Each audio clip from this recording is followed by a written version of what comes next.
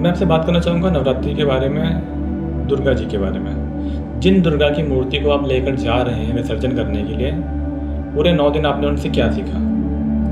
ये उससे भी ज़रूरी है, उस विसर्जन से भी ज़्यादा ज़रूरी है।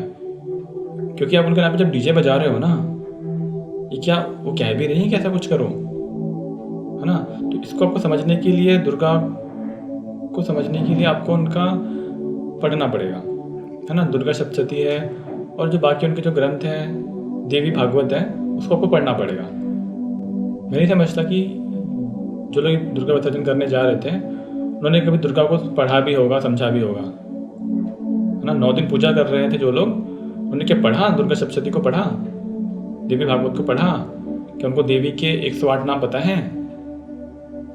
तो पूछ लीजिए, उनको ना 10 भी नहीं पता होंगे। तो ये तो हमारी पूजा हो रही है, ये तुम धर्म को समझ रहे हैं। हम खुद के धर्म को नहीं समझ पा रहे भाई, हम खुद के धर्म को तो समझ नहीं पा रहे हैं और हम उंगली उठा रहे दूसरे धर्मों पे कि ये पराये धर्म के हैं, ये काफिर हैं। ये सेम बात मैं उनको भी बोलता हूँ, मुस्लिम धर्म के लोगों को भी, कि हम अपने धर्म को नहीं समझ पा रहे हैं। जिस प्रकार हिंदू नहीं समझ पा रहे अपने धर्म को, उसी प्रकार मुस्लिम भी अपने धर्म को नहीं समझ पा रहे हैं, और इसी वजह से दोनों के बीच लड़ाई हो रही है।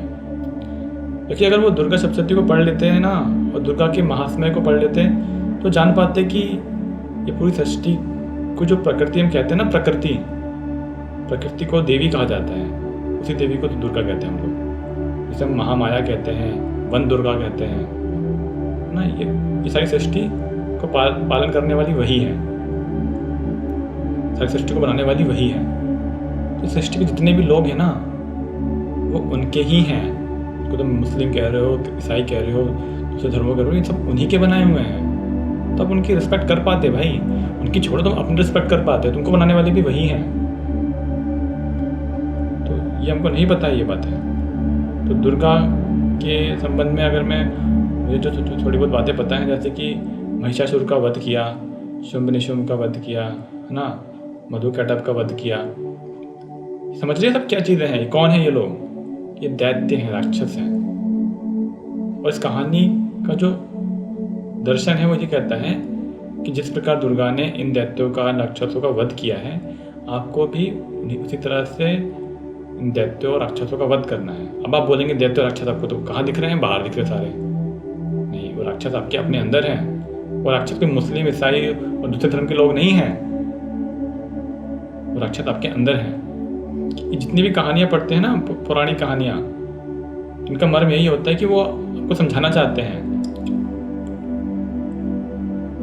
वो समझाना चाहते हैं, वो शिक्षा देना चाहते हैं। ये सारी कहानी शिक्षा के लिए है, ये नहीं कि बाहर निकल के आपको किसी राक्षस को मारना है। पहली बात तो आप इस तरह से कोई दैत्य कोई बाहर घूम नहीं रहा है, जो वरदान पाकर ब्रह्मा जी से, इस तरह से कोई घूम नहीं रहा है ना। ये सब आपकी कहानी है। वो दुर्गा भी आपके अंदर है, वो दैत्य भी आपके अंदर है। आपने अगर उसको नहीं मारा, तो फिर आप परेशान रहेंगे, त्राहिमाम करेंगे। सब त्राहिमाम भी कर रहे हैं ना, अभी हिंदू मुस्लिम कर रहे हैं, यही त्राहिमाम है, क्योंकि आपने अभी अपने राक्षस को नहीं मारा है। ये परेशान है उसी राक्षस से जो आपके अंदर है। वो कह रहा है सबको मार दूंगा, वो कह रहा है मुझे डर लग रहा है दूसरे लोगों से। ये जो डर लग रहा है ना आपको, वो इसलिए है कि वो दैत्य भी आपके अंदर है, उसको आपको मारना पड़ेगा। जिस प्रकार दुर्गा ने उनका मारा, आपको भी उनको मारना पड़ेगा। सीखिए, पढ़िए। ये ढोल बजाने से ये कोई धर्म नहीं होता है। ढोल से आगे बढ़िए, ग्रंथों को खोलिए।